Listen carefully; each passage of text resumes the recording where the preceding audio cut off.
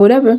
Today I'm going to tell you how to earn the attention, the buy-in, and the preference of your intended audience and encode that into your business so that people always meet you, they hear what you got to say, they want to buy something, and they want to tell everybody. Just like clockwork. That's what we're going to talk about today. But first, we got to bring in the Zoom. So let me get them in here. I plan to be here like an hour, so let's see how well we do. When we start talking, that's when it gets long. Okay, we're ready.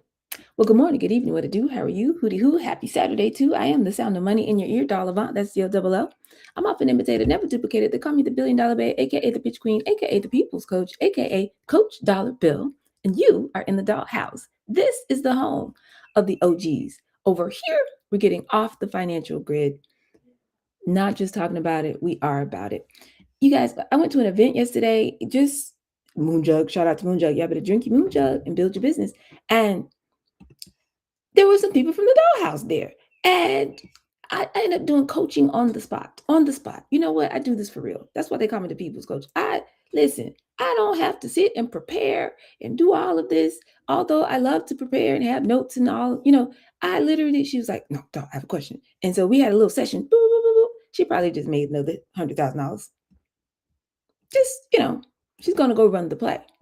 You know what I mean? So I love it here. I love the fact that we get to kind of build this level of connection and you can talk about what you got going on and know that I'm hearing you, like through the lens of all my experience, through the lens of, what I've learned about capitalism from people who made billions of dollars and sitting from the seat of the ancestors and knowing you. I know each one of you very well. Like I said, you guys are the OOGs, the original OGs, because eventually I'm not going to have the same level of access to my people. But the knowledge that I share will never fade, never change. So it's really cool the way that we get to work together in this group. I hope y'all recognize how special this is. So every Friday is gonna be some vibes. We got actually only 2 more Fridays in this 100-day challenge. But we're gonna do, we got a double headers on Thursdays. We do our vibes on Fridays, and we try to figure out what is the dollhouse to you. And then Saturdays, this is Saturday school. So today I'm going to be very intentional. I don't have my super fancy slides today, although I probably will have them more often going forward. But what I do have is a framework that I think is important for you guys to kind of think through, something I've never shared with you before. And it does relate to something that I've been talking about. It's like, how I keep putting up these quadrants, like a matrix in front of you. You got desire, beliefs, actions, results. You got single-mindedness and structure and safety in your nervous system. And you got a stage, and that brings people into a store, and then that brings them into this social network that you should be building, this community that you should be building. And then you got sales, systems, staff, right? These all fit, they're all plotted on this grid. Well, if we could zoom in on each one of those, I could teach for hours and days and weeks on each one of those. So today I'm going to zoom in on one of those like squares, if you will. Because this is a game. Entrepreneurship is not a goal that we set for ourselves. It is a game that we must develop skills to play to win this game. So, like checkers, like chess, we're not playing checkers. We're playing 3D chess, actually 4D chess. Aha! And so, what do we have on the board? Squares. So I'm going to zoom in on one of those squares today, and that square is the stage. This is what we call a funnel. This is where you build an audience. This is where you leverage tools like social media or podcast or email newsletter or live events or public speaking or writing a book and all this other stuff. And you do what you need to do to constantly have new people hearing about you. Why do we have to go through all of this? Because it's not 1965. That's why. There's no main street. There's no like one location where your community comes to the same place every day, every week. We walk the same, path to work and to school every day, every week. So we pass the same shops every day, every week. So we know the tailor and we know the baker and we know, all the shop owners. And those are the shops that we shop at. Those relationships were already there when we lived in small towns and small communities. That's why things like Black Wall Street could thrive. I'm so tired of people trying to recreate these things and they don't understand how money works. All financial capital, social capital. You know why those communities were thriving? Because everybody knew everybody. Okay, this is the baker, this is the tailor, this is the teacher, this is the principal, this is the farmer, this is, you know what I'm saying? And everybody, this is the blacksmith. I don't know what people used to do. This is our doctor. So that who am I going to call when I get sick? I'm calling the doctor. Like the doctor didn't have to worry about customers because everybody knew he's a doctor. We don't have that now. We don't have that now. So you have to recreate that because humanity didn't change. It's capitalism that's out here playing in our face, digitizing everything. So now you have to digitize your narrative and your brilliance. It's just that simple. So that people can know who you are. So you can earn the attention of other human beings. Why do we have to do all that, dog? Because the only currency in the world is the time, energy, effort, focus, and attention of another human being. Nothing else matters. If you can get that, if you can get time, energy, effort, focus, and attention of another human being, enough human beings, the largest company in the world will call you. You know how I know? Because they called me. How do you think Google, how do you think these people, I didn't call them, they came found me. Hey dog, we've been studying your work and we would like to da da da da da da. If you get the time, energy, effort, focus, and attention of enough human beings and make enough noise and have enough impact, and that's so distinct from whatever else other noise is going on, $100 million deals. These are the phone calls that you get.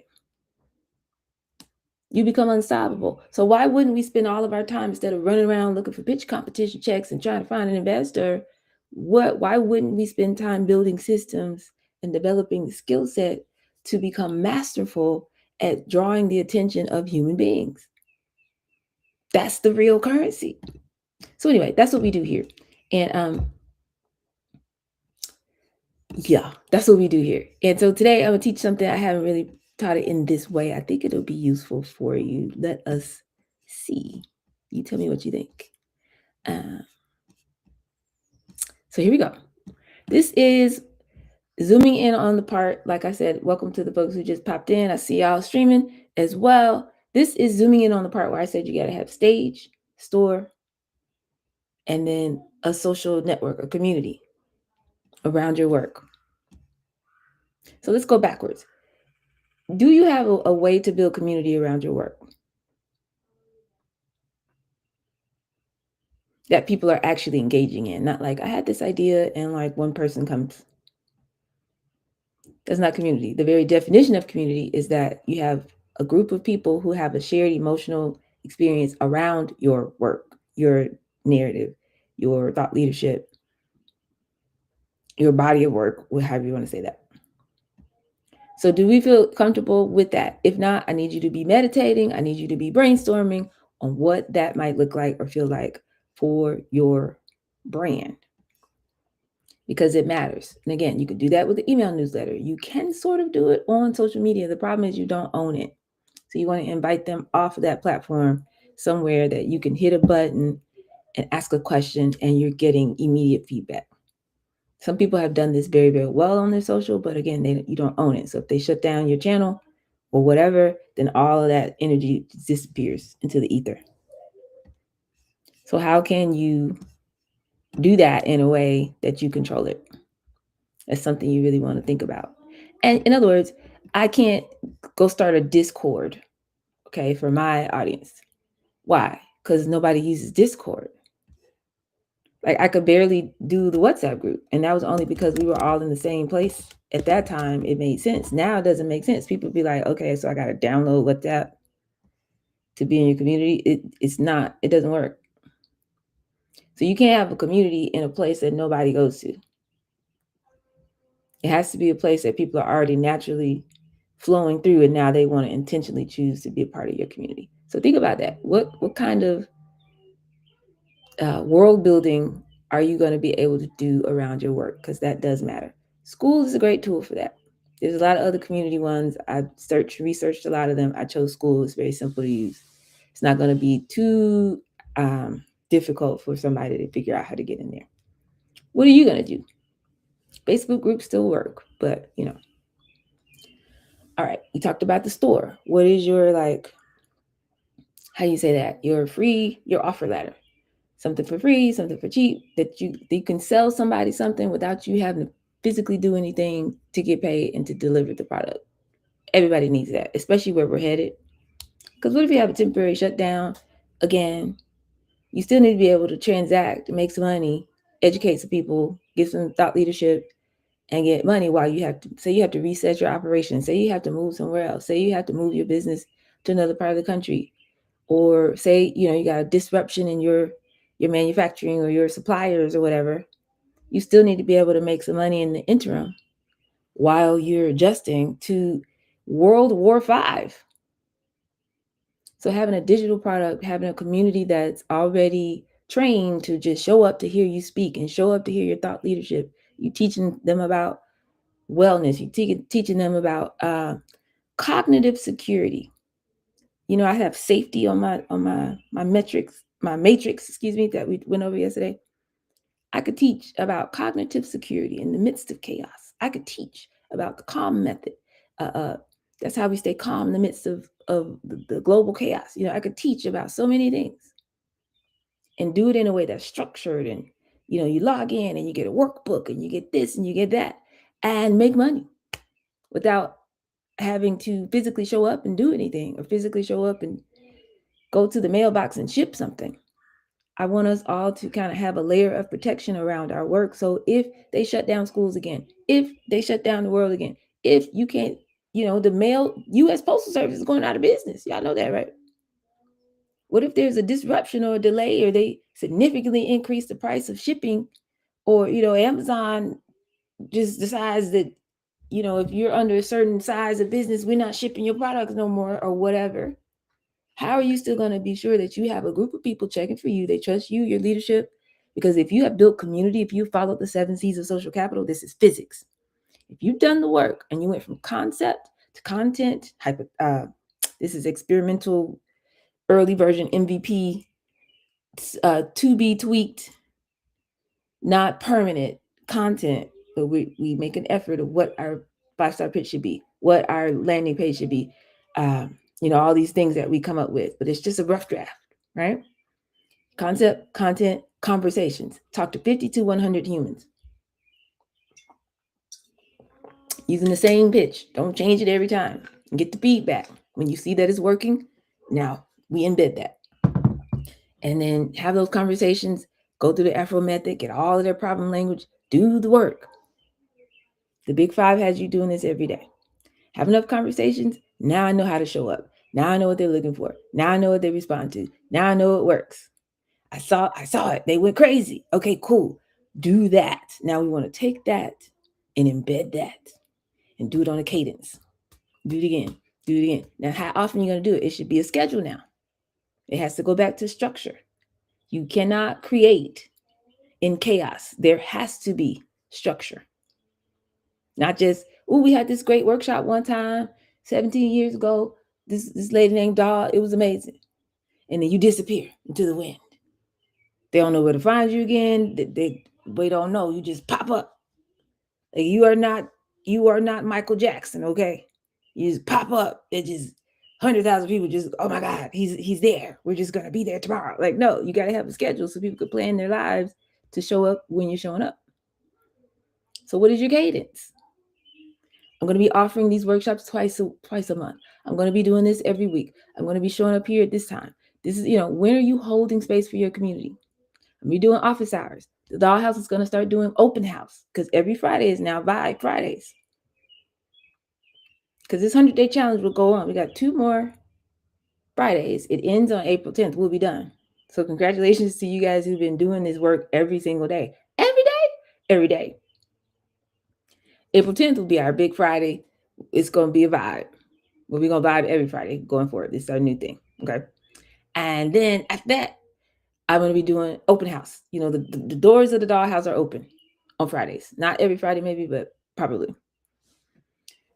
You know what I'm saying? When are you doing your office hours, your open house, your ask me anything, your I'm talking to the people, your engagement, your community meeting, your y'all come, as my friend Deborah would say? When are you having the cadence where people can show up? If you do those things, you will have Credibility. Third parties will be talking about you and saying who you are and what you do and why it's important. People be writing about you in blogs. People be talking about you in rooms that you're not in.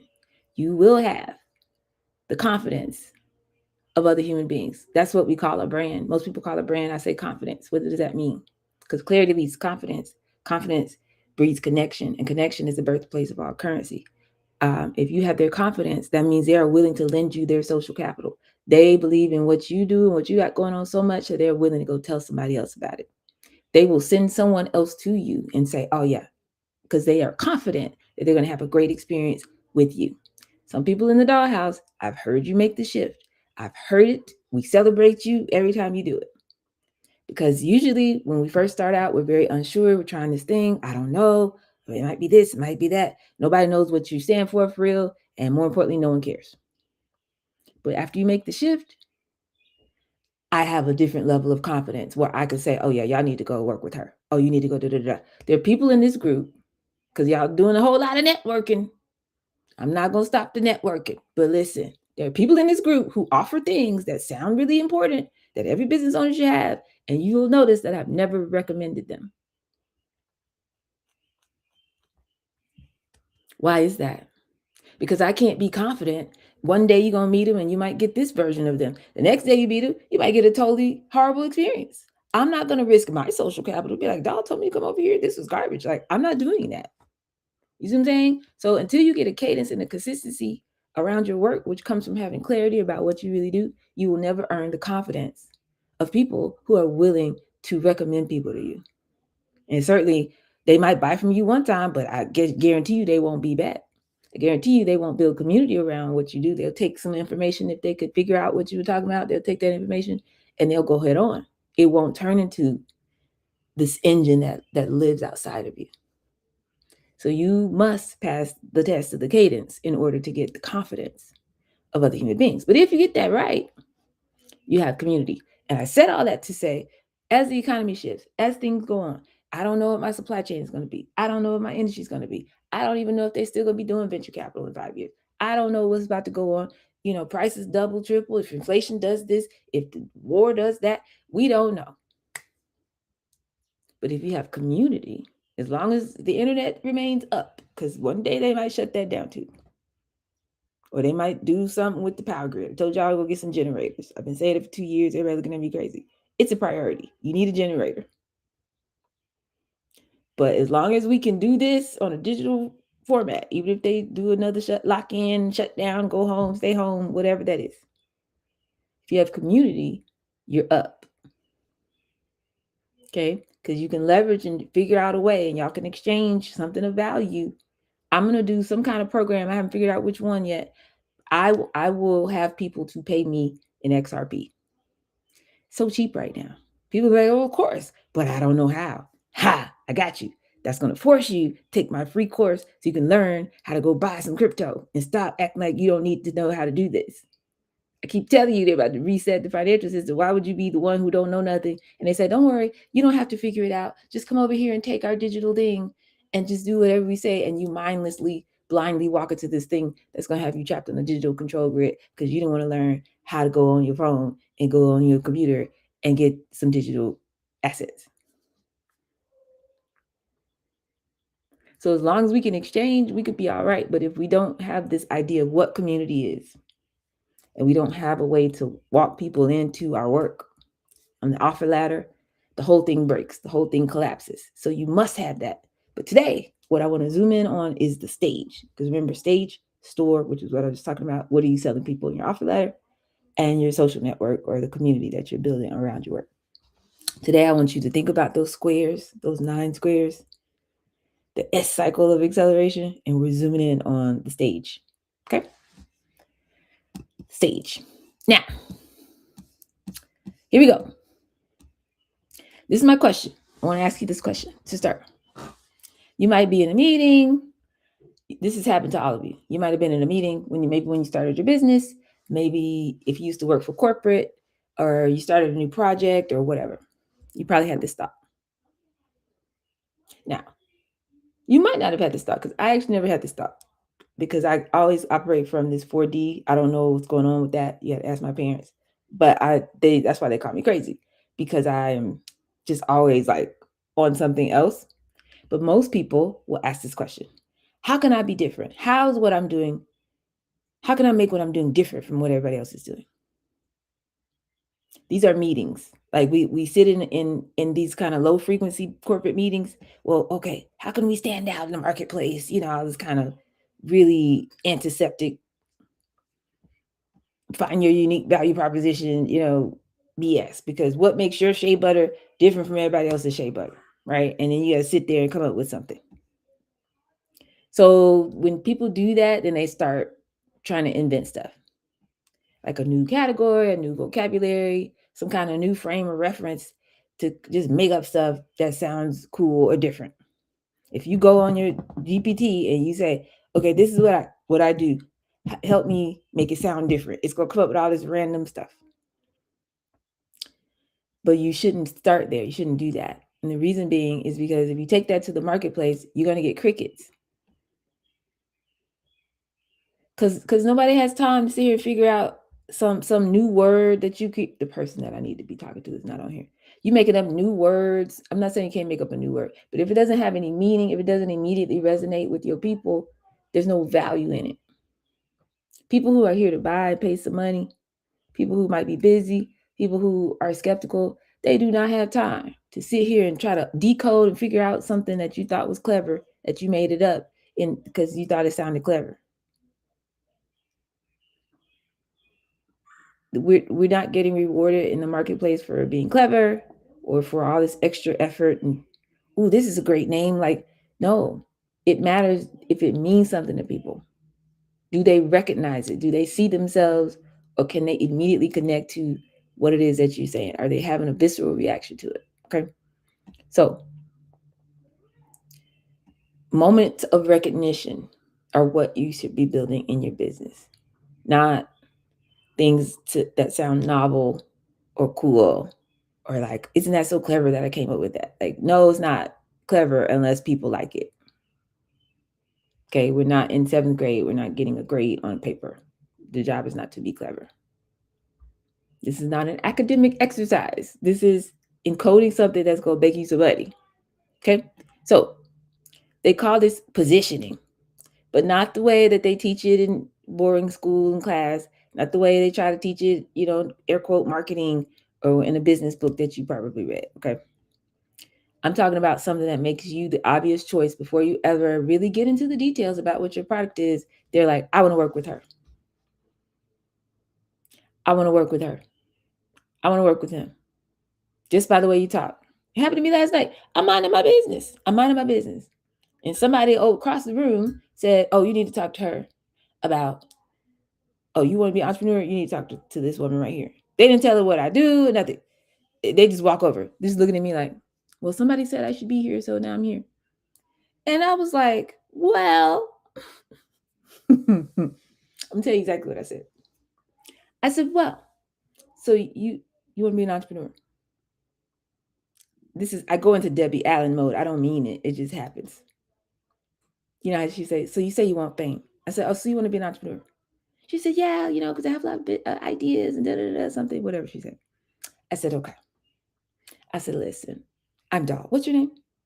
She told me her name. I said, okay, listen, most people, if you go right now and you look, the book that Black Enterprises recommends that you read to start a business, it's called How to Start a Business by Black Enterprise. They haven't updated it since 1999, so that should tell you something. I said, but when you go in that book, you know what they're going to tell you? They're going to tell you, write a business plan. And that is why 98% of businesses fail. I said, what I teach is a 9-step proprietary process called the Entrepreneur's Roadmap. This is how you go from having an idea in your head that keeps you up at night to an asset that will be paying you while you sleep at night. It works for every industry, for profit, nonprofit. I don't care where you are in the world. I don't care what you're doing. I don't care your background. This is how you go from an idea that you cannot see, to something that is being valued and pays you consistently in the marketplace. 9 steps. I said, now writing a business plan, that's step 6. And she said, well, what's step 1? I said, step one is principles.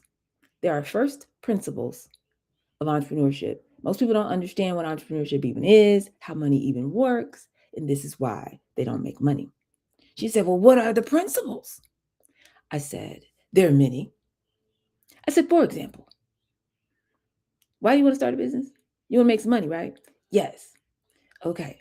Well, money is not real. Money is energy. That's why they call it currency.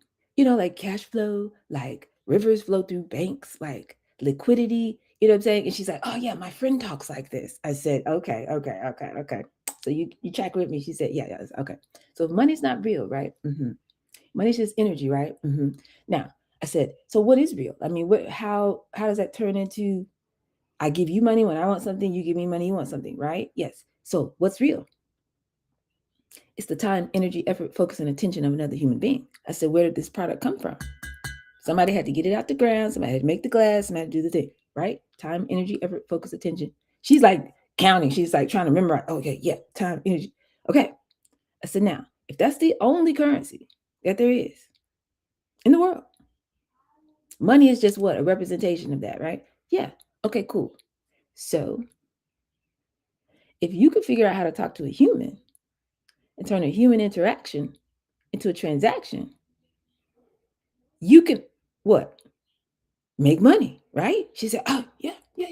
I said, so why, in all entrepreneurship books and programs and things, why doesn't anybody spend time teaching us how to talk to humans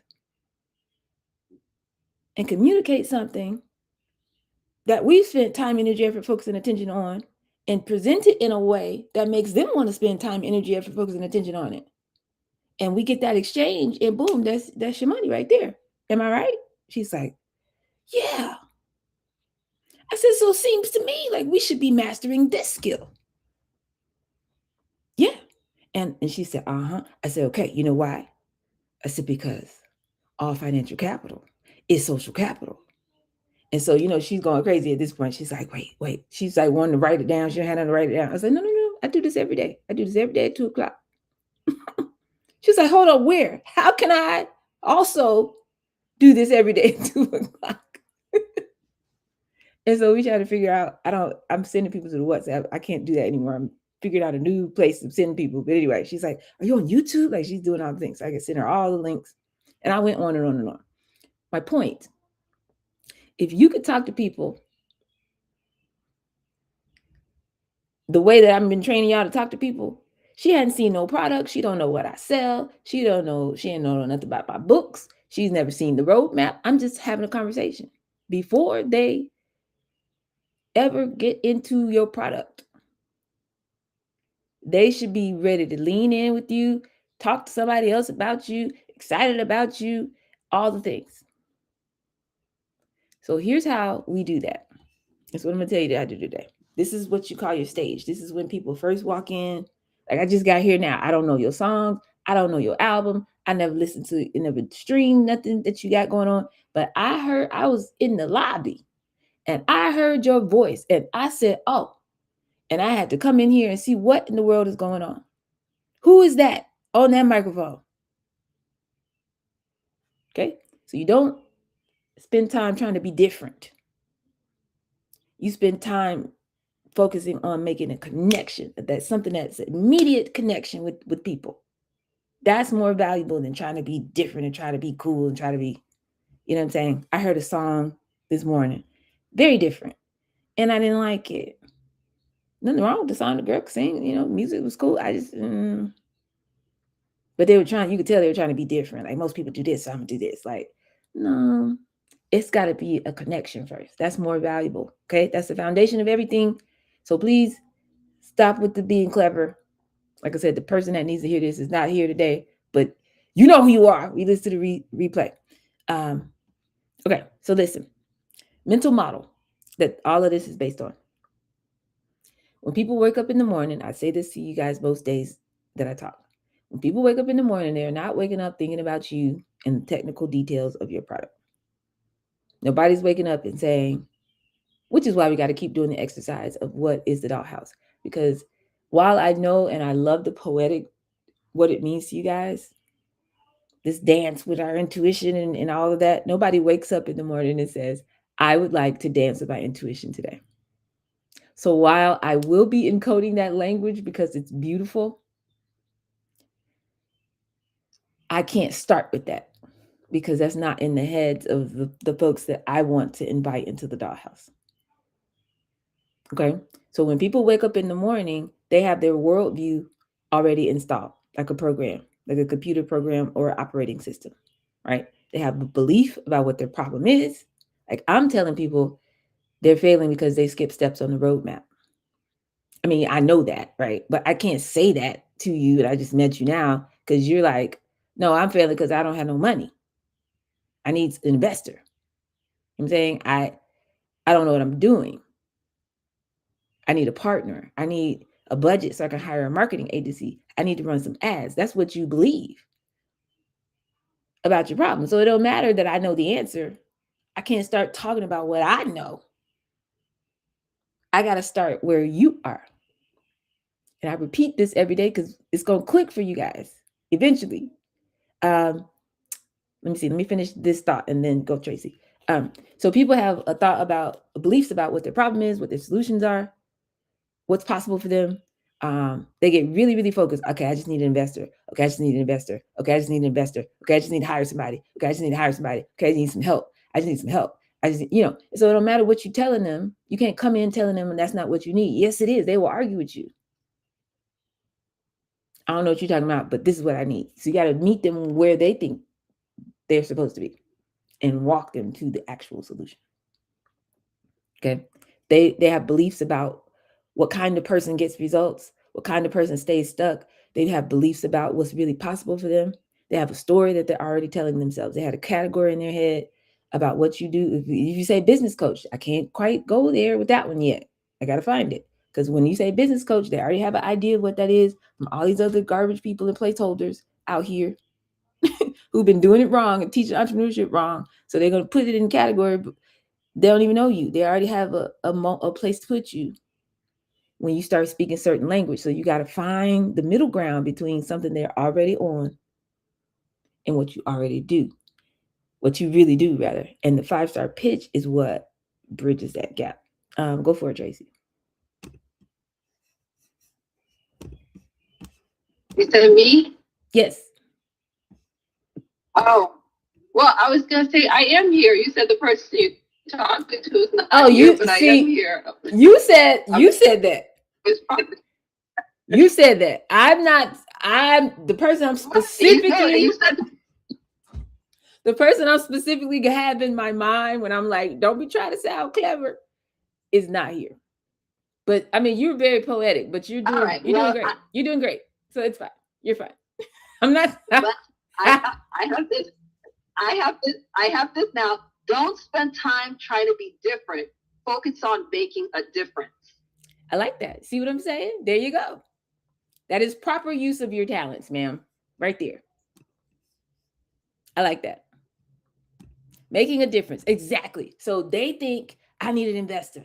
I need somebody to give me some money. I can't do nothing until fill in the blank. This is false. This is actually false. There's a whole the largest Black entrepreneurship center in the world is out here telling people that the problem with Black entrepreneurs is they don't have, access to capital. That is false. But if I were to say that 98% of people, blasphemy, what do you mean? They start telling me all these statistics. You can't tell me nothing. Okay, less than 1% of anybody anywhere, Black woman ever has raised more than $1 million in venture capital. I did. You don't have to tell me how much there's no access to capital. I know what you're talking about. What I said is, if you get this right, the part that I'm talking about, the capital will call you. I still, right now, in my inbox, right now, have people sending me emails from around the world trying to acquire my company, invest, and I'm not raising money right now, and do all types of things. The money comes to you when you get this part right. We don't have an access to capital problem. We don't know how to control our narrative and build systems around it and provide real value in a way that's consistent, in a way that's not ego driven, in a way that's not, I'm here one day and I'm gone the next. I'm consistent for 1 minute, then I disappear for 6 months. In a way that's not, oh, I had it for a minute, but then life be lifing. In a way that's not stealing from other people, trying to take it as your own instead of staying in your lane.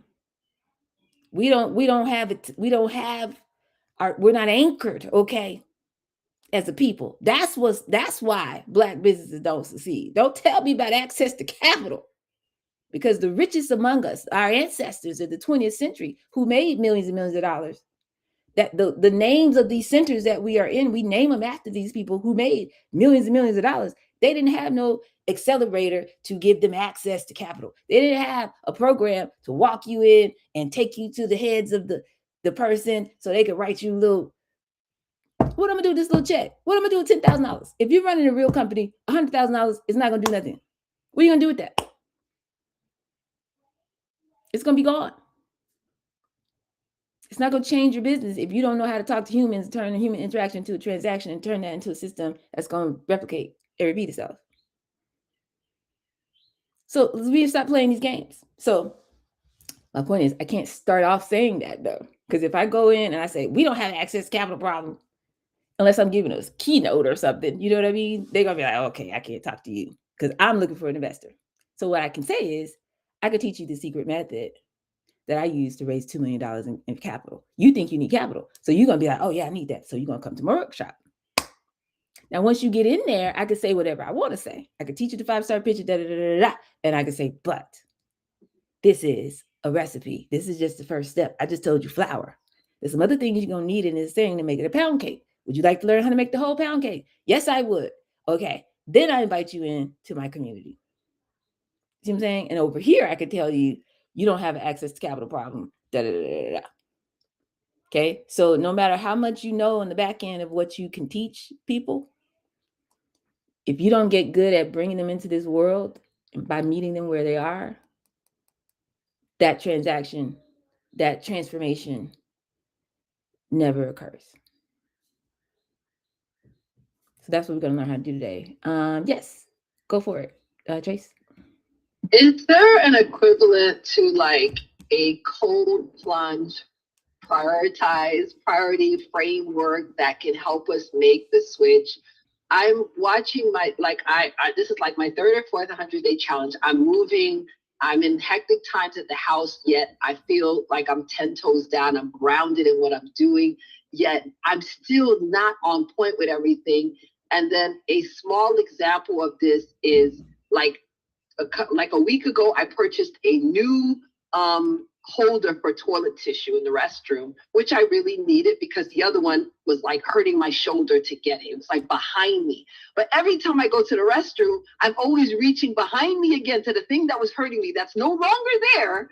And then the new one that's right in front of my face, I'm always forgetting that I purchased a new holder that is more convenient and it's accessible and it causes me no pain to get it. But I'm watching this craziness that I'm constantly doing the same thing over again, even though it hurts. And it reminds me of what's going on with me as a business owner, how I keep like the elephant diet. I'm not on it yet, even though, like I said yesterday, I almost missed my whole damn schedule. And is there an equivalent to a cold plunge priority framework that can just, like I've thought about fasting, doll. I've thought about saying, Tracy, you don't eat until you have this done. If it happens at 2:00 in the afternoon, you eat at 2:00 in the afternoon. If it happens at 8:00, you eat at 8. Like I'm trying to figure out how to rewrite this crazy program that has been like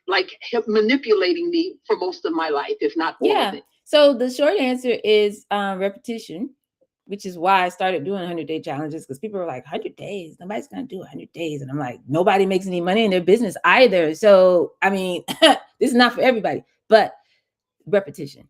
You have to give it enough time for your brain to weaken the old neural pathways and strengthen and create new neural pathways. Literally. So repetition, do it again, do it again. That's the the,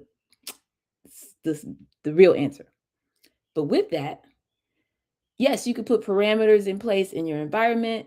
Um, the fasting actually works. Like, so I know some people who've done like intermittent fasting, I think is how you say that. But I wake up in the morning, I might drink the water or whatever it is I'm doing, and then whatever thing that they enjoy, whatever thing that makes them relax, whatever thing that makes them just kind of get off, they don't allow themselves to do those things that they enjoy until, these 2 or 3 things are done on my list type energy. Some people do try the accountability partner stuff. I don't talk about that, as y'all know, because I know what comes with that. You bring the chaos of another person into your chaos. It doesn't always work. But total immersion. Think of this like learning a new language. So if you wanted to learn Spanish, the fastest way to learn it would be to go to Costa Rica or wherever and do not allow anybody to speak any English to you. 6 weeks later, you'll be fluent, if that. So to try to do that in business, nobody can put those restraints on you but you. Anything short of me literally having a TV show where I take people to the actual dollhouse for like 8 weeks and we eat, sleep, and breathe this, it's going to require you to take, this is the most anybody's ever going to pour out in this format. Just trust and believe that. But it's going to take you taking every single thing I say and like building your whole life around it. So the elephant diet helps with that. It really does. To me, that's the equivalent of that. It's like, okay, this is how I'm structuring my time. This is what I'm doing all day, including sleep. It's scheduled here. Nobody I can feel make you like do that though. I feel like I need one of those things, you know what, back in the day they used to send the kids to these boot camps, scared straight type shit. Like I feel like I'm just That's like what I'm it's saying. obvious that this works. It yes. Short Yeah, of it's me obvious this flying us, works whisking every us time I'm away. out. Yeah, Mm-hmm. yes, yes. You But have it's to. You have sad to as do an it. adult in the situation that I'm in that I need all of that. This scares me that No. I'm Let's not on no. go. Don't take it that way. They programmed us to be that. They programmed us. They need all of us at the bottom. They need you struggling. They need you to be a number, a worker, on the struggle bus. Somebody's making money off of us not getting this right. So we were programmed to be this way. So now we're doing the repetition to reprogram ourselves the other way. I mean, you just had another breakthrough yesterday. Like, just stay right here. You're here. The answer is I'm stay here. consistent. I'm here. Yep, you're And I here. love how you just said the words struggle bus. This terminology, I'm not going to say I can't stand, but grown adults talking about they on the damn struggle bus. Mm-hmm. I'm like, what is this? Little like, are we on Little House in the Prairie? Yeah, what they're the hell choosing is that it? identity. Like, They're choosing that, right? And yes, so every day yeah. it's a battle for your identity. Who are you? What version of you are you going to show up in the world as? This is a choice every second, every moment. And that's the last answer to your question. Stay in the present moment. With every breath, you get to make a choice about who you are. What thoughts will you accept versus the ones you reject? What emotions will you allow to control you versus ones that you say, yeah, no, we're not doing that. I'm not crashing out. Damn, no, you just said with every breath. Every breath.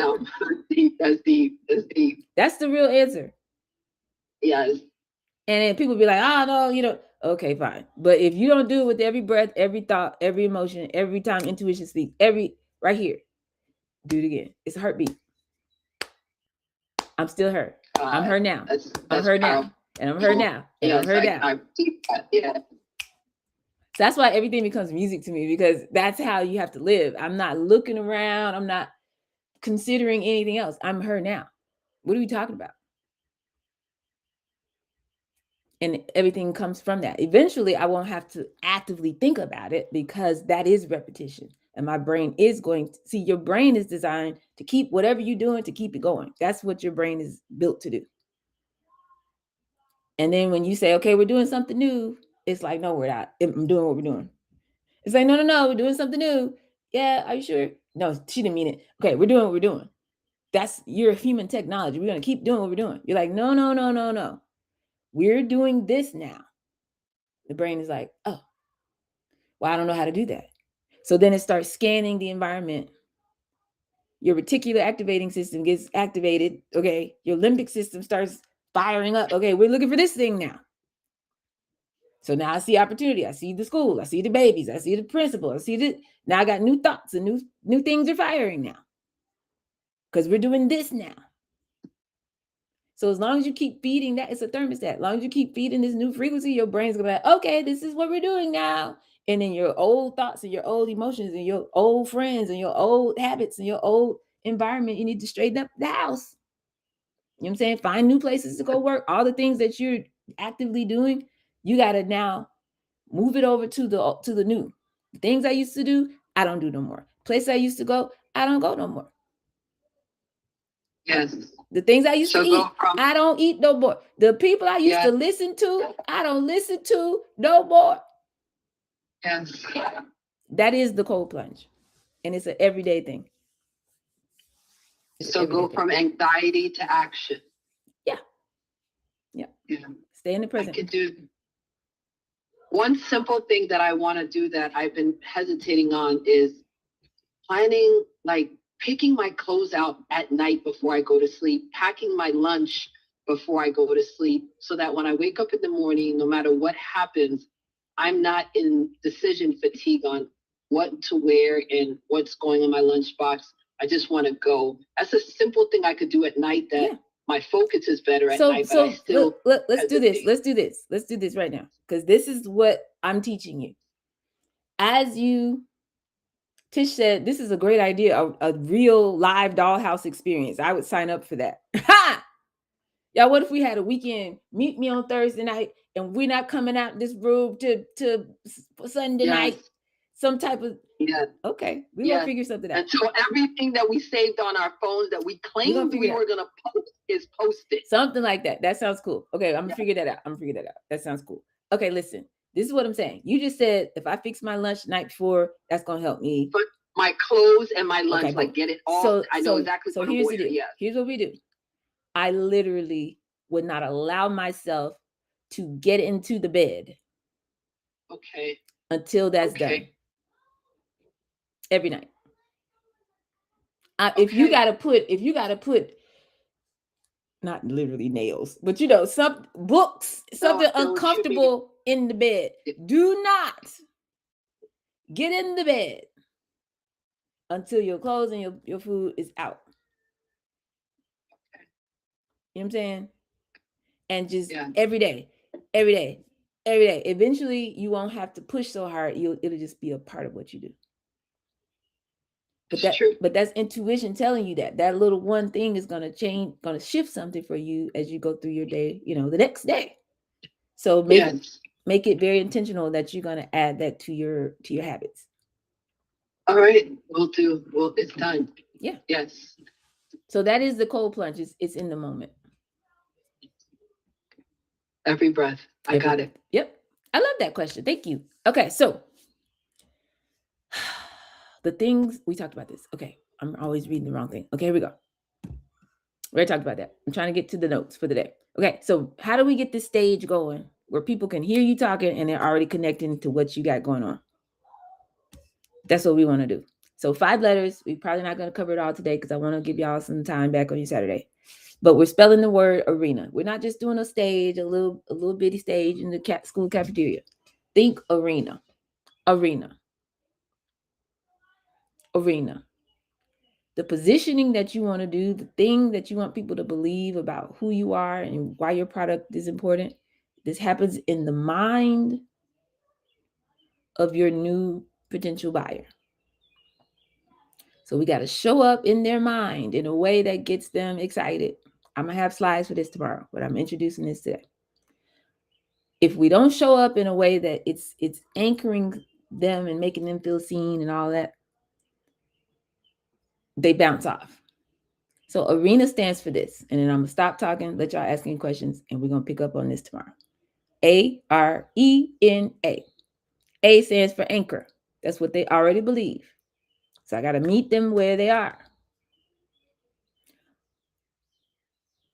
R stands for resonate. Make them feel seen, heard, understood, cared for, valued, all the things. E stands for earn. We got to earn their attention. Not a bunch of noise, something that's such a clear signal that they're like, oh, you talking to me. I need to. Okay, now they're leaning in. N stands for narrate. Put them in the story. Let them see themselves in the story that you're telling. And then A stands for activate. That means you become their preference. It becomes irrational for them to not take this next step with you. So, Arena. Now, for every step in this framework that I'm going to be teaching you over the next couple days, this is nothing new now. I'm just giving you a new way to think about what we've been working on. For every step, we're going to anchor it in something that is proven. So you can believe me when I'm telling you this is how you talk to people. This is how your content needs to be. This is how your emails need to sound. This is how you need to talk to people when you meet them in the street. Somebody says, "Hey, tell her to do what you do." You know why I was so successful in Aquagenuity? I teach my 5-star pitch all the time, but listen to what I'm saying. What did I say to you guys that I always say? You know what? Remember what happened in Flint, Michigan?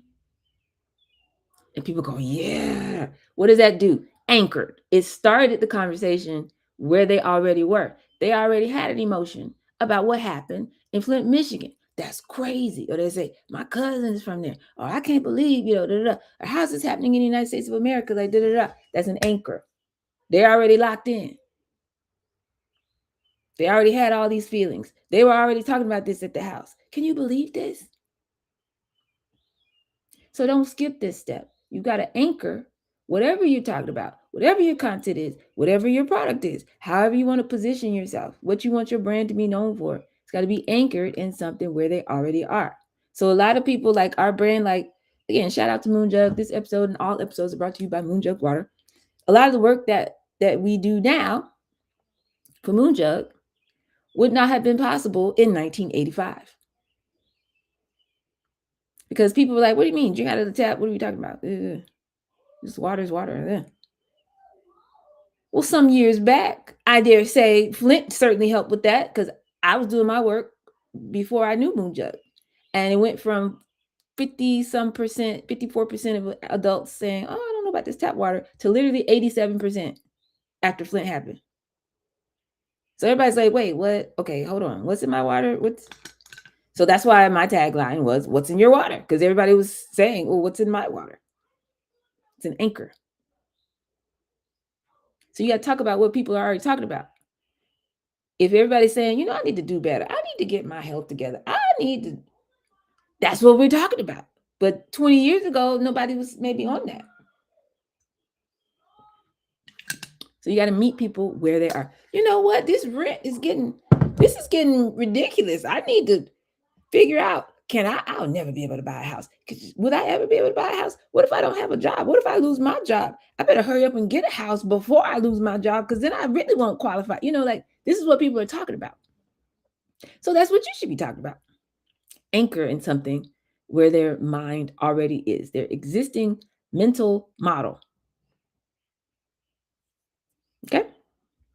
Stop thinking about your product and what you want to do and who you are and your story. And you got to build all your positioning around what people are already thinking and talking about. This is the anchor. Okay? Because we're in the attention economy is what they call it. So we're not trying to create the best content, the best product, the best graphics, none of that. We want to be the best at meeting people where they already are, using their exact language, speaking to their exact emotional state. Meet them where they are. You go to them. They don't come to you. You go to them and meet them right there. And then they'll take a step. And then you can lead them to the solution you have for them. Okay? So we're not here to create a category and do all of that and try to be clever. We are here to understand what categories they already have in their mind and then own that space. You thought you knew about water. That's before we got here. Let me help you understand something. Let me help you understand the difference. All water is not the same. You know what I mean? So, what does your ideal client currently believe is the best way to solve their problem? Like before they find you, what do they think they're supposed to be doing?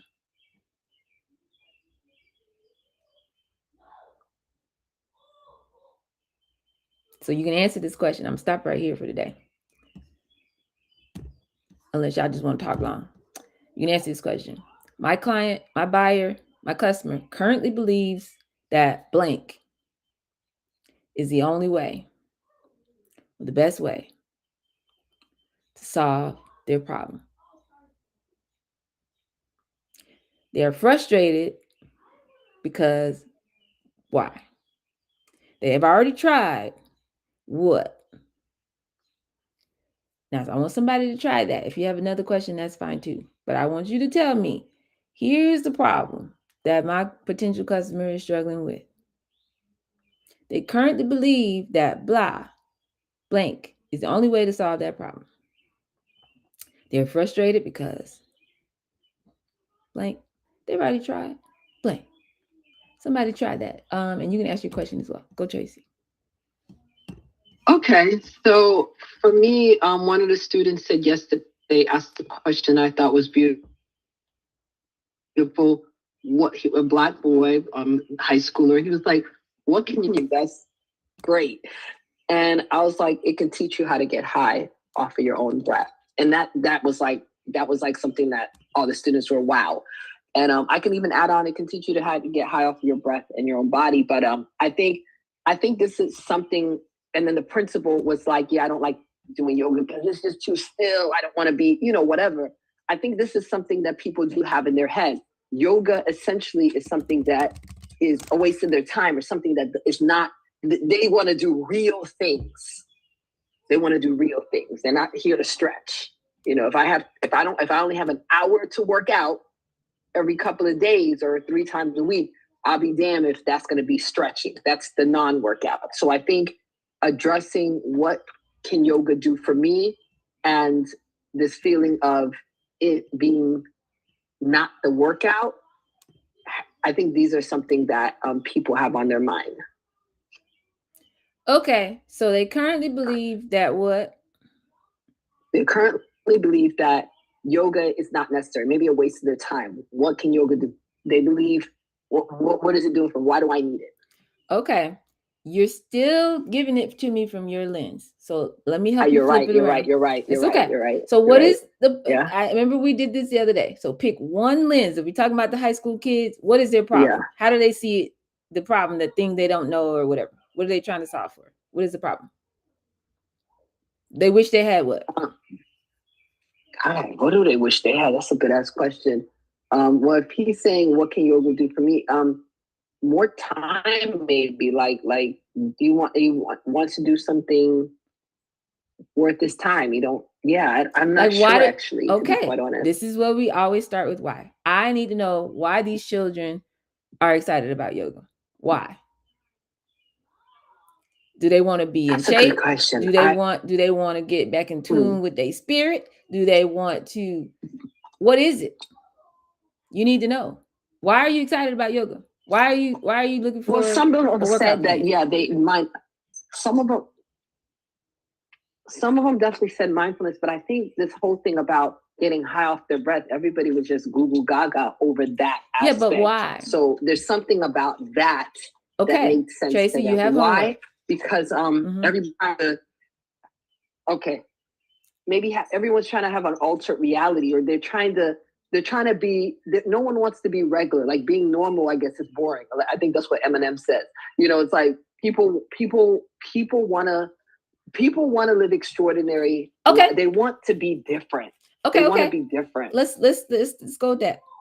So if that's the problem, okay, I'm just over here regular. I want an experience of life that makes me feel like I'm different or I'm special. yes. They currently believe that what? Smoking weed, what is the Yes, only way yes. to solve that? To alter their reality, to give them, Okay. to give them that feeling like they've taken flight, like, you know, Okay. they're out of this place where it's like, okay, this is humdum, or whatever. Okay. Like, they're okay, because these kids are dealing with headaches, they're dealing with, you know, there's so much they're dealing, you know, they're eating the same food that the chickens and the goats and the Okay. cows are eating. So these kids are huge. I pass by them, I'm like, you're a student here? Because they're eating the same stuff that Okay. these animals are eating. So now you just told me what I asked you. What are the problems? So they're experiencing headaches. They can't focus in class. Yes, They're yes. overweight. They got all these health problems. They're eating terrible food. Their energy is low. And I think They're they bored also in the know world. that, yeah, I think they also know they're caught up in an old system that is failing, and nobody has a preparation. Like, AI is moving so fast that they understand that their teachers are just not equipped to, like, they want to be ahead of the time. And I think they almost feel like school is slowing them down. I mean, there's research coming out that people in college are worse off than people in high school. So I think there's something, I think they know there's something more, and they don't think the adults have the answers. And now they're stuck in this prison called school, and they're trying to figure out how to get out. Mm-hmm. Okay. So I think there's something. So are you driving? For. No, I'm done. Girl, I just got home. You need to write this down. Okay. Everything you just said. I mean, the replay will, you know, you can pull it. This is the language. So you guys, I can't build a house if we don't have our foundation, right? This is the foundation for what you're building. Clara said she has a friend that's she does sound baths. She's now in the schools. Nobody wants to deal with this void. Nobody wants to feel like, you know, I'm in school for what? You know, what future? What job? You know what I mean? Yes. They're going through all of that. You got to be able to articulate that. And it's not the teacher's fault. It's happening fast for them too. And they have to worry about their job security. Okay. And they know they're teaching a lie, but what can we teach? We don't have another option yet. This is the language that's going to get you in school systems across the country. Okay. This is the problem. When I say what problems are we facing, it's all of what you just said.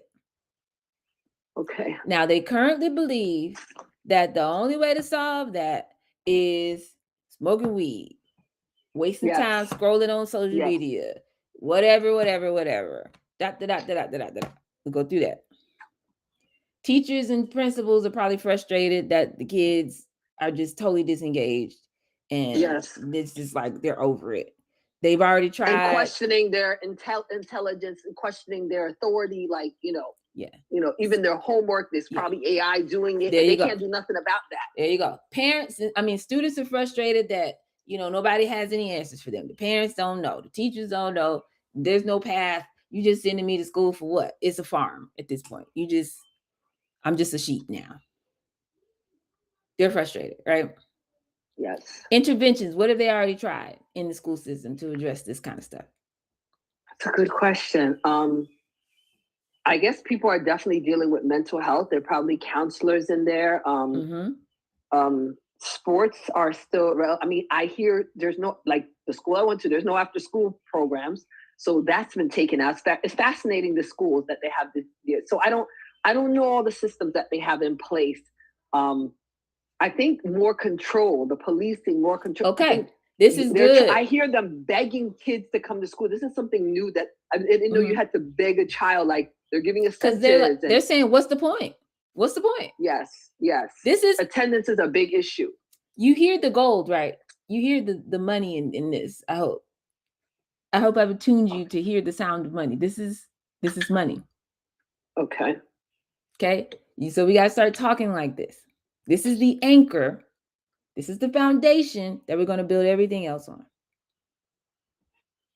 So for the specific lens of school, because obviously you can do it for other sub-segments, but for every sub-segment, like if you're an Uber driver, when you get a different kind of person in the car, we're going to change the radio station to make that person feel like they want to feel. You understand what I'm saying? So for the school, we need all this language. Okay, so that's and I want to make mindfulness cool. It's fascinating though, because I've done Vipassana 10-day meditation courses several times. And one of the things they teach you, and they're like, once you start learning this, don't try to start walking slow. Like you'll start people on the campus. And we have to make mindfulness faster, meaning people don't have to think it's only one way sitting down to be mindful. Okay, that's good. Yes. So that goes in your solution bucket. That's what you want to teach and what you want to bring to the world. I like that. Keep that over there. This bucket is how you get people to sit down and listen to you in your arena that you're building. Okay, so this part is about them.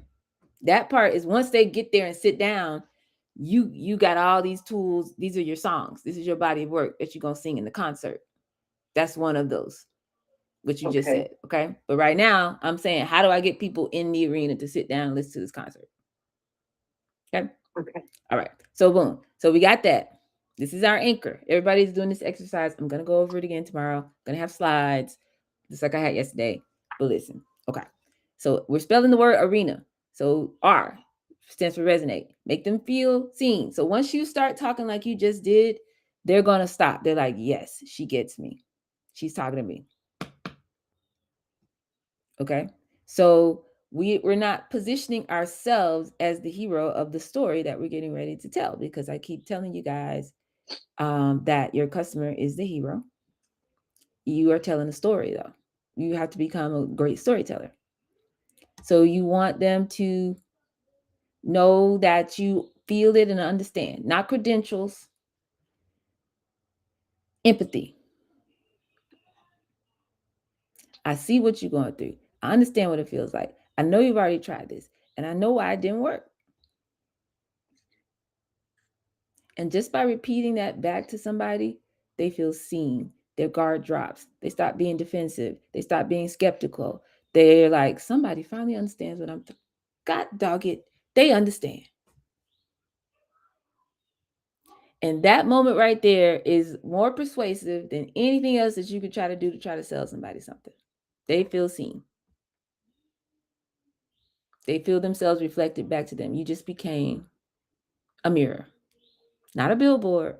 Not look at all the great things that I can do. I totally understand you. There's nothing wrong with you. I'm not judging you. I get it. That's where you at. I'm not judging you that you're 42 years old and you've never bought a house before. I understand.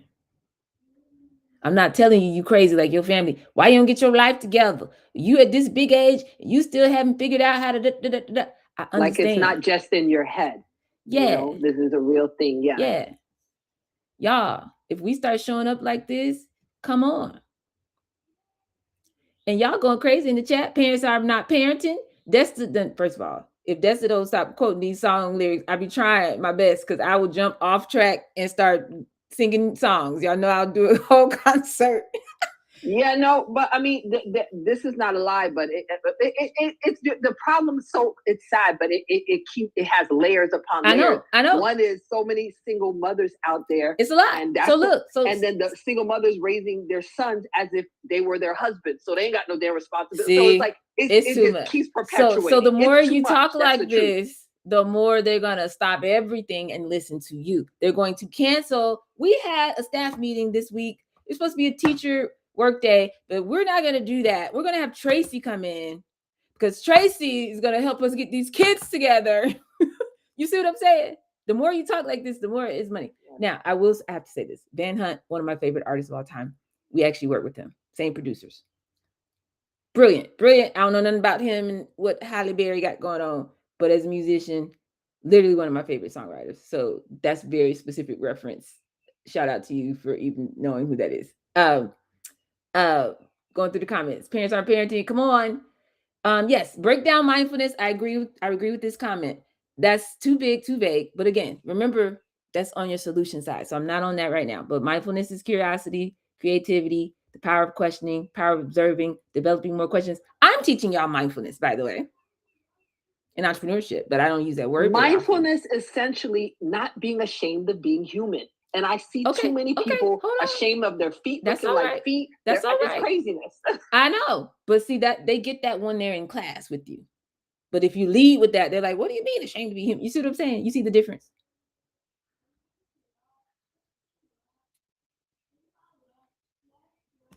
I hear it. Okay. Okay. Devices and TikTok have turned all this off. Yes, they just want to be entertained. Facts. She used to teach children. Okay, they're going crazy. And they deal with, I don't know what him issues mean. Oh, home. Home. Yes, they deal with home issues as well. So you have right there, the more content you have, the more energy you have, the more content you can make, the more conversations you can host, the more ultimately money you will make. Go for it, Clara. Yeah, I wanted to share with Tracy what I did for my client friend that did the she does sound baths, so she's in school working with children too on the side as well as her regular clients. But what we did was we researched. We actually, just what are some of the top. I taught before and worked with children, but like Tracy, you can even use your Chat GPT to say what are some disciplinary problems that school systems have when it comes to with children between the ages of blah, blah, blah, blah, blah. And then how can I teach it and go into the context of what you do, just like Doll's saying, and go detailed with it. And it'll show you, and then just how you were coming up, it'll help you break, you know what I mean? It'll help you simplify, and the light bulb will go off, even more. Because like she said, you right there, and like even just using it's basically I was sharing it to say to use the language where the school people will be like, oh, I see what she's doing, because like you said, you're using the term getting high. Some of them kind of look crazy, but we know what you're talking about. So, and the students know, but sometimes you have to come say it to it's like when you're in Rome, say what they say in Rome, but then when you get there, you can meet with the kids and say, hey, what you want to do? Exactly, and that's what I did. Yeah. So yeah, like people saying you got the kids. It's working. It's already working. You saw it yesterday in real time. I agree, Claire. So what I'm giving you right now, this arena, I'm teaching you how to do that all the time. Not like I was just walking down the street and spirit said turn left and I went there and oh my God, this thing happened. How do I turn that into something that could be replicated? That's what I'm teaching today. Okay, so in other words, I'm a singer. I have a 5-octave vocal range. I turned down 3, actually 4 record deals. I forgot about one. I always say 3. I do this for real. Okay.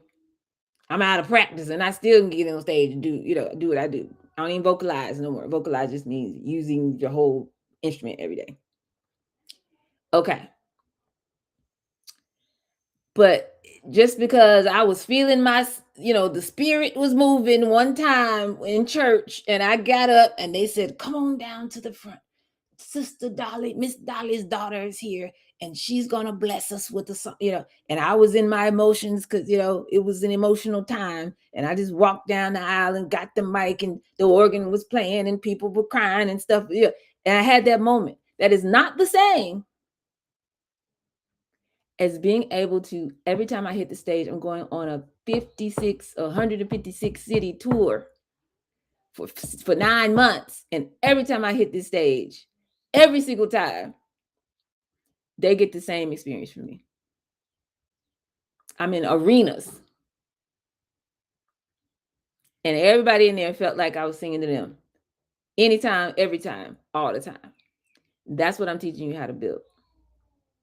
Okay, so we got in motion. That's how you even know what you're telling me, because you've been talking to humans. You're just out here figuring it out. You're going, do. Beautiful. Now I'm teaching you how to build momentum. How can you do it consistently? How can you do it without getting burned out? How can you do it when you don't feel like it? How can you do it when life starts lifing? How can you do it when you get disappointed? How can you do it when something goes crazy at the house where you stay, but you still show up in this level of consistency? That's what I'm teaching you. So the anchor must be, here is all this language. When I ask you the problem, and we found it today, so now you got to own that. That becomes your anchor. What are these people? What is the problem that they're looking to solve? What do they think the answer to the problem is? What have they tried before? What are they frustrated about? We just opened up a whole thing just with that. Okay. Then things that we've already worked on to empathize or connect with them in this way, to resonate, I should say, with them. You're going to be saying the thing we already worked on. who you help, what you help them to do to go from this to this without this and this. Or people who are frustrated by this to finally do this without this. And you already have that part. So you just slide that right in there, edit it a little bit. So if you can't say the word hi in the school, how you going to say it a different way? Okay. If you read a sentence or you say something to a stranger that you just met, they should clearly be able to say, oh, that's for me or that's not for me. The right audience should immediately feel like, oh, she's talking to me. You don't want somebody to be like, oh, maybe I need that. I don't know. We don't have time for that. Okay. So you got the anchor. Now you're resonating. Now we're going to earn their attention. Earn it. Not necessarily more posting, more content. No, we want relevance. Specifically feeling like you're talking to me. So if I'm standing in front of you in a school assembly, I have to show up in the way that's appropriate for that. If I'm on social media, on Facebook, I have to show up in a way that's appropriate for that. If I show up on LinkedIn, I have to show up in a way that's appropriate for that. Otherwise, it feels like static. So that's why we're being so intentional. I got you in motion. But now to build momentum, we have to start being very intentional. LinkedIn, this is my format. YouTube, this is my format. Instagram, this is my format. When I speak live and in person, this is my format. When I do my weekly cadence, this is my format. When I show up on Substack, this is my format. When I show up in my email, this is my format. So that there's no confusion. So I don't give the version of my pitch that I would give if I was at lunch with somebody and we were just sitting there talking for 2 hours. When somebody asks me what I do, and I should be given the 30, 45-second version of what I do. You got to put the right tools in the right context. That's how we make sure that we earn their attention. We don't under-deliver or over-deliver. We meet them right at the moment. So you have to stay present to do this. It's just like playing a game of basketball. You got it. You can't be like, well, I always do it this way, so I'm going to do it this way. You have to be in the moment. You might have to shoot a 3 right here. You might have to shoot a jumper right here. It might time for a layup. You might pass, do a long pass. We got to stay present in what's going on right now in this moment of the game. Okay? Because why? Humans do not respond to objective value. You're objectively valuable. You are the value. Okay? But in the moment of an interaction, we're turning human interactions into transactions. You have to understand that people respond to what they perceive as valuable and the signals that they're getting in the moment. It's subconscious. It's emotional. All purchasing decisions are emotional decisions. They can't put their finger on it. It's just how they feel at the time. Okay? So it's not about just being everywhere and just going crazy and just, fire hose. That's not what we're doing. We're signaling people and being very precise. You can do this. Right signal, right channel, right moment. You can have exactly what you want to say, but if they're distracted, that's not the right moment. Okay? So, then we're going to narrate. We're going to go through this tomorrow. So, it's time to go. Put your buyer in the story. Help them to understand or imagine what's possible for them as they work with you. Okay? And that has to do with,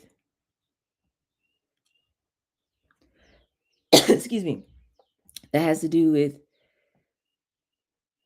being able to tell your story in a way that doesn't sound like I'm reading the script or I just memorized the script.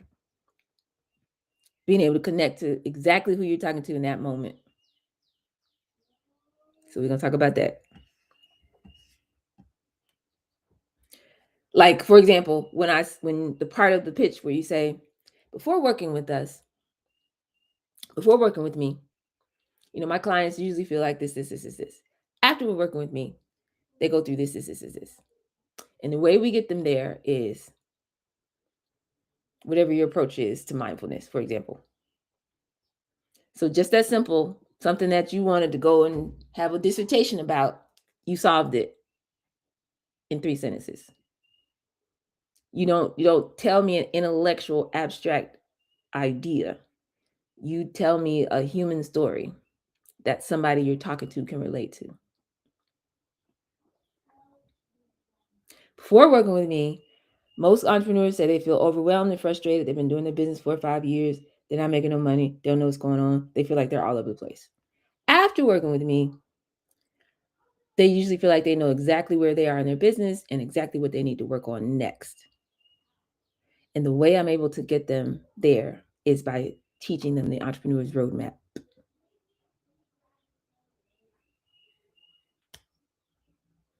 So what's that for you? Okay.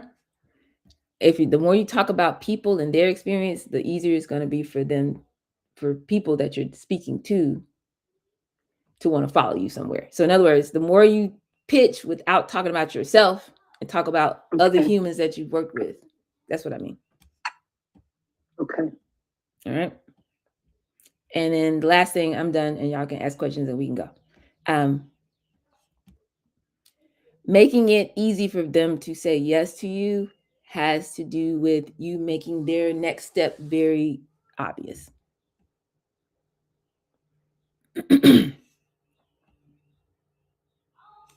So what I mean by that is you want to become their preference.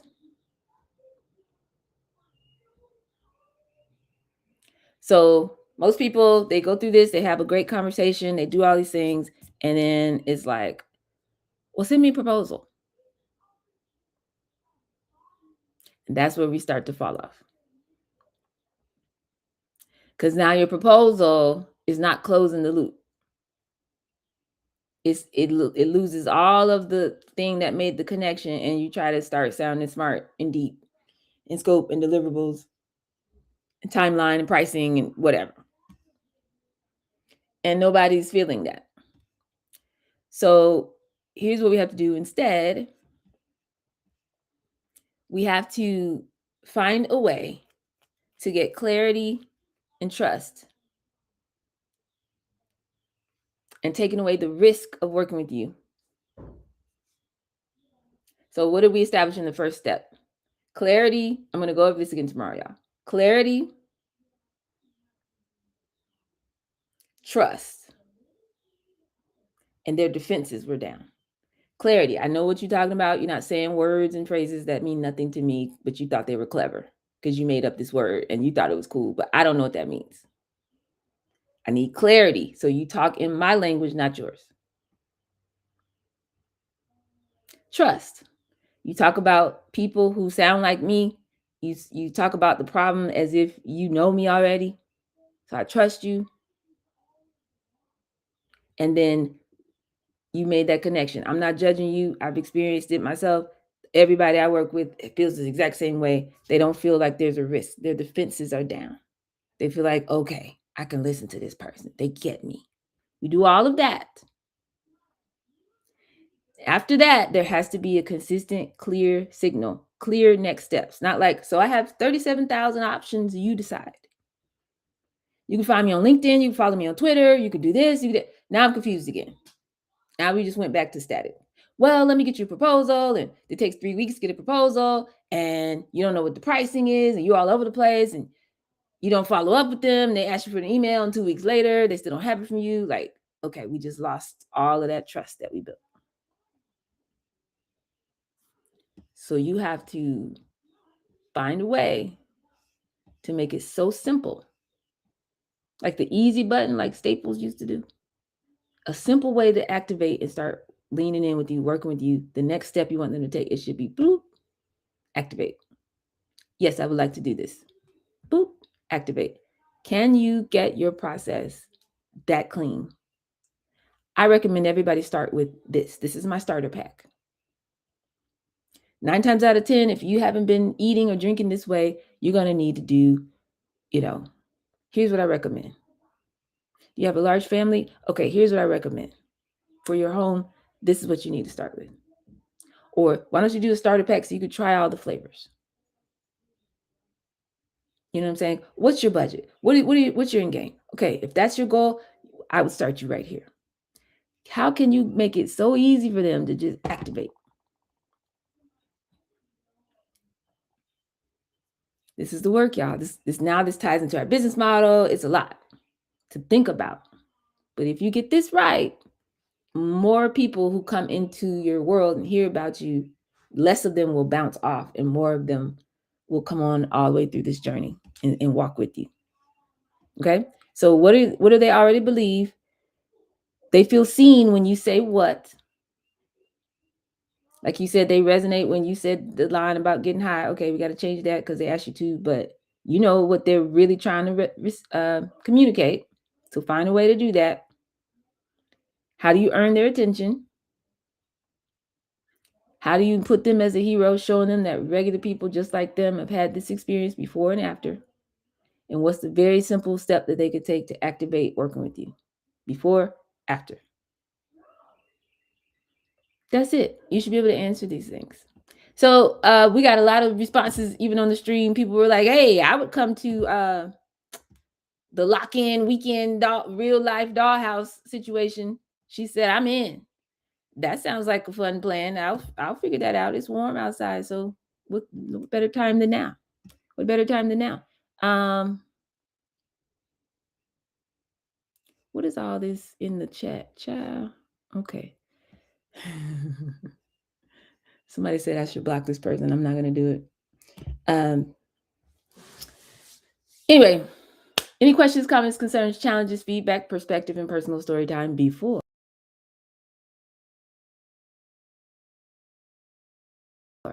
we go? I want you to start all the stuff that you want to teach.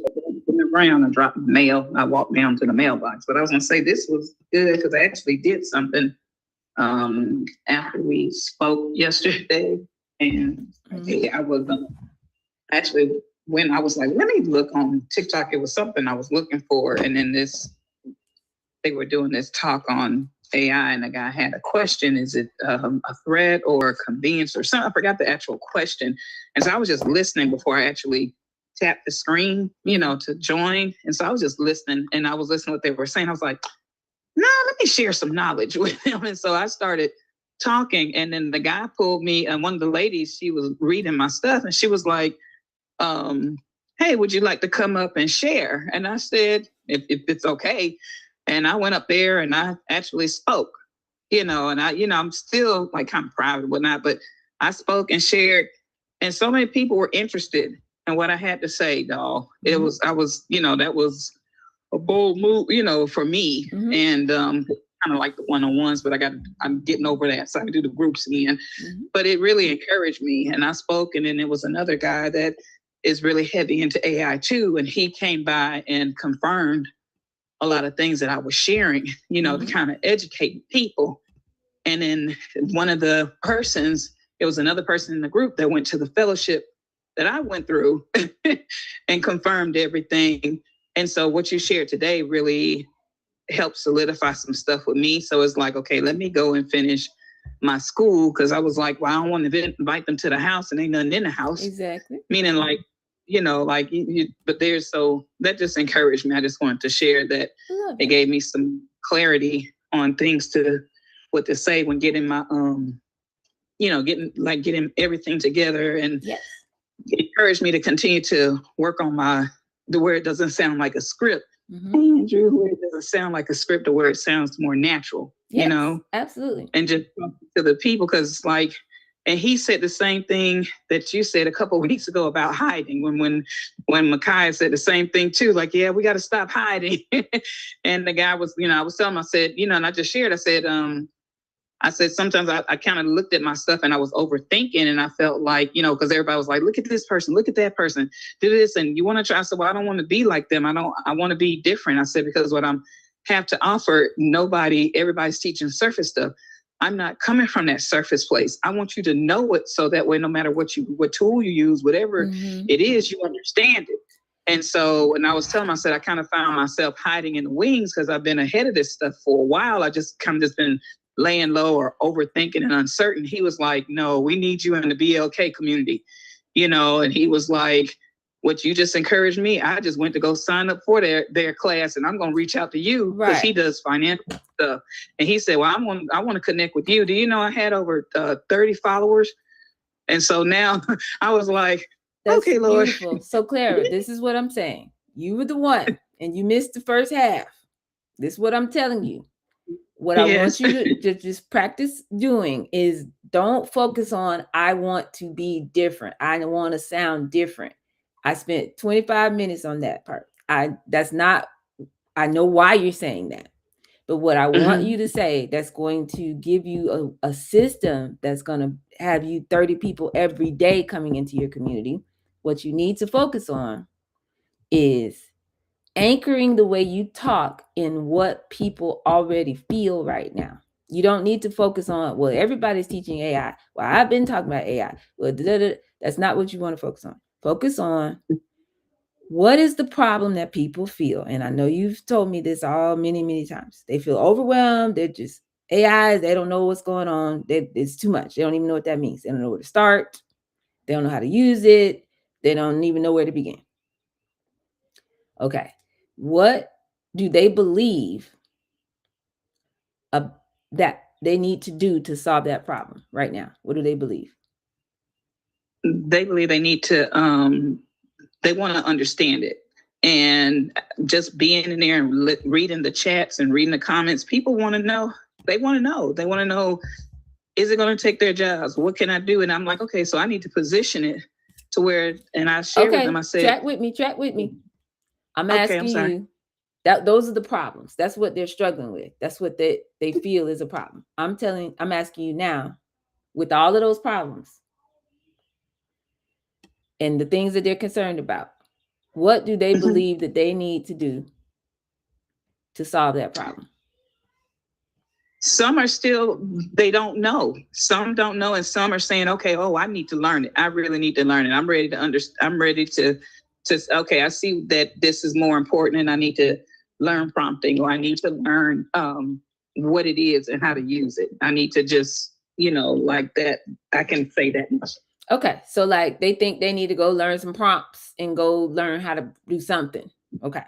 Yes, how to use AI. Okay. Mm-hmm. And they're probably frustrated that these typical classes that teach, quote unquote, teach AI are doing what? They're just teaching them little prompts. They're frustrated because they're copying it, but they're just going after the new tools with no understanding. Okay. And so like they just want to do the stuff. But and like the guy that backed me up, he was like, you have to understand what you're working with. He said, it's not going to take your job unless you don't. And that's the same thing I said. I said, it won't take from you unless you know how to use it. Okay. So this remind me, when next time we talk, we need to work on this, because I know you know what you're saying, but your language needs to be very, very sharp. Okay. Around this, okay? Because we know they're frustrated. We know they're confused. We just got to narrow it in until when you start talking, people automatically feel like you're talking directly to them. Because this is not for everybody doesn't understand AI. Everybody is like, what does this even mean? I probably should learn how to use this. Well, we want to be so specific to the ideal client of yours. And that would be, whether they're entrepreneur, visionary, somebody trying to do whatever they're trying to build, and they know that they need to use AI to go faster. And so we want to find language that makes them feel like, okay, she's talking to me. But this experience that you had today is beautiful, similar to the way Tracy had her experience in the schools and all of that, because it's like proof from the marketplace that we need what you have. And so now if we can master how we show up and how we talk to people, it doesn't have to be like, man, that was amazing, but I don't know how to replicate it. I want us to be able to replicate it. So don't let me forget. That's what we got to work on next time we talk. Okay. And quick question, Uh-huh. because I thought about that. I'm working on because sometimes with ADHD, my ADHD side will get impulsive, and I'm like, no, let me think it through. But I was like, well, maybe I ought to do a live, just like a TikTok live, and just I know and people that's follow me that from with that I just start posing some questions. I thought about that, maybe just talk a little bit, maybe do it for 30 minutes, 20 minutes or something, but Mm-hmm. see who just comes on, but then start see the response, but just ask, just converse with them. So what are some of your issues with Yes, AI? What is please. something you Yes, should I yes. do? Whatever day that Okay. was a couple days ago. Yes, literally ask them. Literally Okay, because ask I them. do it. Okay. Yes. And I would keep doing that until you have 100 different people give you their answer. What are you struggling with? What are we going through? I could send you those questions. I don't know what day that was. Yes, please do Yeah. that. Yeah, because I thought about it, because that's why I was like, okay, I ought to do it live, and I was like, hold on, let's think it through, so that way you know what to say, because I'll get impulsive and just jump out No, there. that right now we're in motion. So we're not in the perfect mastery part yet. So just go. When intuition speaks, we're doing it. Get on live. Hey, y'all, blah, blah, blah, whatever you want to talk about. And then, okay, so somebody put in the comments, let me know what you're struggling with. What are your questions? You don't know their language yet. I need their exact language so I can build Gotcha. you a machine. Yes. So please do that and do it often. Okay, I sure will. I appreciate y'all. Absolutely. Latanja, go for it.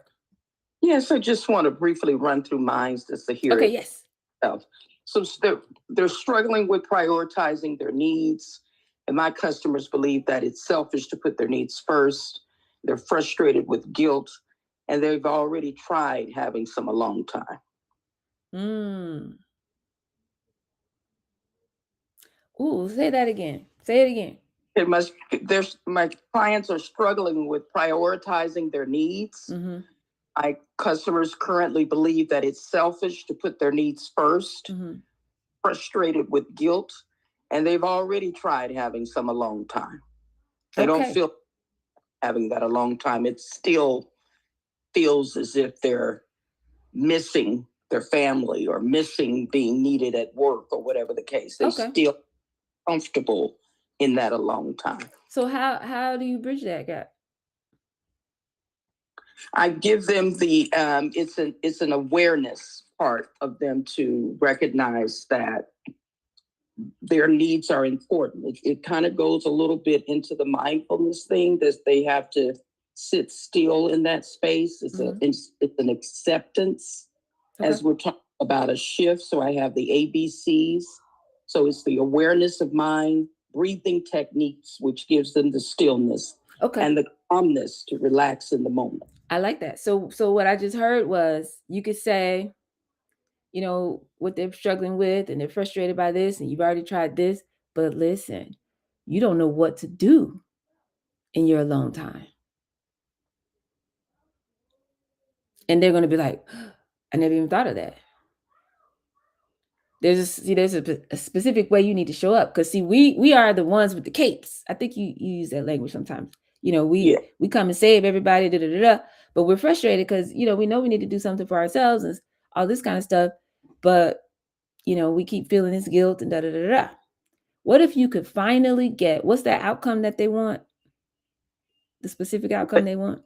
The specific outcome that they want to not feel guilty or feel that it's selfish to put their needs first. That's what they don't want. What do they want?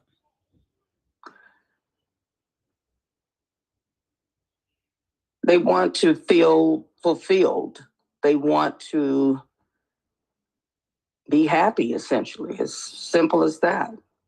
Okay. So we want to drill down on that because I want to know how they say it, how they feel it. Do they even feel like they have permission to say that? I just want to be happy. I done raised everybody and done all this. I want to feel happy now in me, now at my 62 years old or whatever. And like I hear you saying, they don't even feel like they have a right to say that. That's right. Okay. And so we help, this type of woman who's frustrated by that kind of, belief and specific guilt and failed things they tried before, finally be at peace with being happy, giving yourself permission to be happy without going through guilt. Right. Okay. So we need to incorporate some of that. And then we want to say what you already have in your pitch, like our 62-year-old dancer, world-class dancer. Yes. Help her go from feeling like this to feeling like this. And what I would add to that is because, and I helped her to do that because, and do the ABCs, we taught her what to do with this alone time. How shifted we help you shift your relationship with yourself. Right. Right. Right. This is powerful language because I know this is what you do and I know it's what you mean. And I want you to say it every time. Okay. So that needs to go in there. We're going to work on this tomorrow. So just take notes for now. And then you got a note in the chat from Clara. And then so what would be the next action that you want somebody to take? The very next step. The very next step would be they can join the Successful Life Social Club and Support Group, where we'll have 3 meetups coming up. And of course, we do the Zoom calls where we're checking in with one another. Okay. What if I'm not ready for that yet? Then you can look on my stand store. There is a 5-question. It says 5 signs you've lost yourself in your roles and how to reclaim you. Okay. Okay.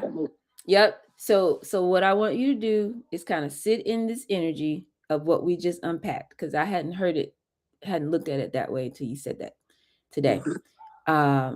If she's frustrated, she's gotten to the point in her life where she doesn't even feel like she has permission to like do what she needs to do to feel happy. She's feeling guilty about it, all of this. And even when she tries to take alone time, it's like you don't even know how to relate to yourself in your own alone time. Exactly. They don't give themselves permission. You said the people to give themselves permission to allow that. And that shift comes from being able to do that part of the work with them, to release yourself from the negative self-talk, reflect upon the things that you need to learn from, reset, begin to see your value, to have the me time as vitally important. Okay. So I feel like the next step needs to be in other words, before I can engage with that work, somebody's got to tell me that I have permission, and I got to believe it.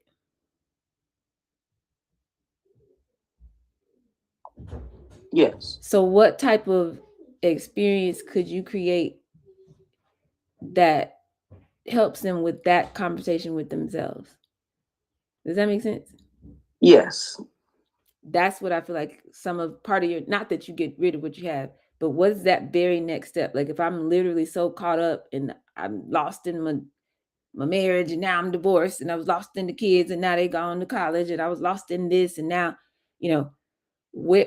I'm not even brave enough to like have this conversation in public in a group, because I'm 60 some years old. I'm supposed to have this together already. Right. So this is very intimate work you're doing. So I want you to meditate on finding the next step that is just as intimate and personal that I could take and get some immediate value back. Like, wow, if she could do that, now I'm saying I need more of this, and more of this is come to the group. You know what I'm saying? We do this every week. Does that make sense? Yes, it makes sense. And in the Lady Academy Guided Interactive Journal on Becoming a Lady, there's a mirror exercise where they strip naked and they affirm themselves. And I would pull that out. That might be one that I would point them to. It's very personal, something you can do. Listen, you got to get back in touch with you. You don't even know how to be alone with yourself. That's right. So this is what we're going to do. You don't have to tell nobody. It's just between you and me. Like I'm telling you, you start talking like this, it's gonna be, oh my God. Like now you become their secret weapon, you know. Go in the room, close the door, do this, do that, and tell them how to do. And then and give them the journal prompts and how did you feel? Blah blah blah blah blah. Okay. And give them all of that. And it's like they probably gonna start crying and all type of stuff, And it's like you're not alone in this. I'm dealing with hundreds of Black women who, raising the families and raising empires and building businesses, doing all this. They don't even know themselves anymore. You're not the only one. It's okay. If you want to go back to school, you over 60, you talking about going back to school. You over 60, you talking about starting a new career. You over 60, you want to start that dream business you already talked about. The language that I'm using is the language that they're using. You're saying zest for life. They're saying, I want to go back to school. I want to finish my PhD. I want to, build that business I always said I wanted to do. I want to travel the world by myself and not be scared to do I want to believe in myself again. I want to go back and start teaching again. I want, if you want to do those things, join a community of women who are finding themselves, finding the courage, getting back to that, so they can go and do all these things. Yes. That would give me that intermediate step. Very personal, because this conversation you just started with me was very personal, ma'am. It was very personal. So the next step needs to be equally intimate and personal. Something I could just find it. Okay. Wow. Have this experience. I feel transformed. And then you're like, now, that was powerful, right? Okay. And now with that same power, what if you could harness that every day? You would have the bravery, the courage to all these things they want to do. And we have a group that's what we do over there. And, awesome. And come and join us. Something like that. I feel the bridge getting stronger. It's getting sturdier. It is. I feel it, child, because y'all know them little rope bridges on the movie. They always had a little piece of string, and you feel like you're gonna fall off. Versus if that was the Golden Gate Bridge, I would have no fear or trepidation. We walked that bridge. I don't know why we walked it, but it was fun. You wouldn't be afraid to walk that bridge. Versus, oh my God, I'm a fall. So the stronger we make this bridge and this connection, the easier it's going to be to get people to come on to the other side of what we're building for them. So thank you so much. Absolutely. So much. I feel like crying because I know, right? So long, and I know that it works because I live it. But like you're helping me to know how the language, and it feels so good to hear it. Yes, that's why we do this work, you guys. Oh my gosh. Okay, so nothing's impossible to us. Nothing. All we have to do is find the language, find how to position it, find how to talk to people in a way that's like no brainer. Like, okay, what are we doing? That's my catchphrase. What are we doing? Because if you get them to the point where they're saying that, you've won this video game of entrepreneurship. So anybody else before we go? We're gonna do this again tomorrow, 2:00. Yeah, just go meditate. I'll be talking about Arena, this new framework, all week long, so that we can really anchor. It's the anchoring in the problem. Get in the mind of the person, not your product, not what you want to teach them, not what you know, not what you're frustrated about, what they think, what they know, where they're coming from, and build on that. And if you do that every single time, it's gonna go, it's gonna land, and we want to embed that in your framework. So yeah, hearts and minds are clear. Great. So we'll do this again tomorrow. Until then, we gotta go. I gotta go. We out. Pew!